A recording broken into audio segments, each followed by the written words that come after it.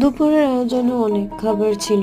পোলাও, নদীর টাটকা মাছ, গরুর মাংস আলু দিয়ে, সাদা ভাত, ভাজি, ডাল। গ্রামের খাবারগুলোর স্বাদ যেন একটু বেশি হয়। আসলে মাটির চুলার রান্না বরাবরই আমার কাছে অনেক বেশি মজার লাগে।